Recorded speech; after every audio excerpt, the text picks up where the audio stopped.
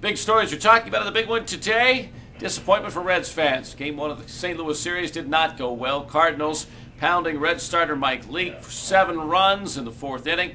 That was all Chris Carpenter needed as he cruised the rest of the way.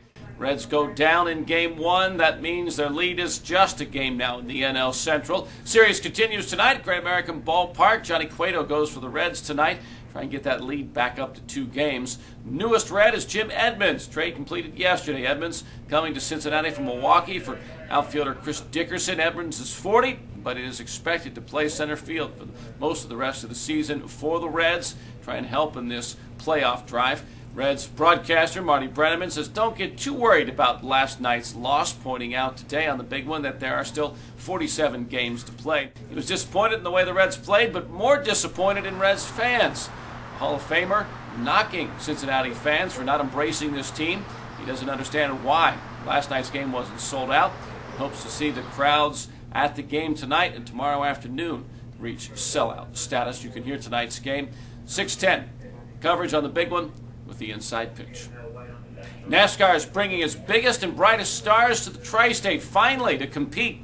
Kentucky Speedway announcing this afternoon that they have secured a NASCAR Sprint Cup Series race. This means the top drivers like Kevin Harvick, Jimmy Johnson, Jeff Gordon all will be here next July. Date of the race, according to several reports, will be July the 9th at the Kentucky Speedway. They're adding some 50,000 seats to the Speedway to be able to handle the huge crowds that are expected. This event probably will turn out to be the biggest sporting event in Tri-State history, with more than 100,000 people attending. That's the type of crowd they get at other cities where they stop. There are only 23 stops on the Sprint Cup Series. NASCAR announcement will come at 2 o'clock today, and you can hear it live on 700 WLW. Solemn homecoming later this afternoon for fallen soldier. People in Claremont County expected to line Broadway in Owensville as the funeral procession for Army Specialist Joseph Bauer hits the street to go to the St. Louis Church for visitation and funeral services. People in Claremont County have turned out for other fallen heroes in the same way. They'll be holding their flags, paying their respects as the motorcade goes by. That'll be about 4 o'clock this afternoon. Visitation is 4:30 to 6 o'clock at St. Louis Church in Owensville. Tri-State mom behind bars this morning, headed for court on child endangering charges. Police say they arrested 31-year-old Athena Caldian last night at the Kroger on Beachmont. They say she had left 3 kids in the car while she went inside to shop.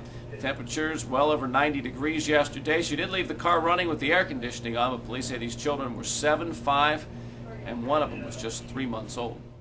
Heat advisories up for today in the Tri-State. Smog alert continues. Heat emergency in the city of Cincinnati, all because heat index readings today could hit 105.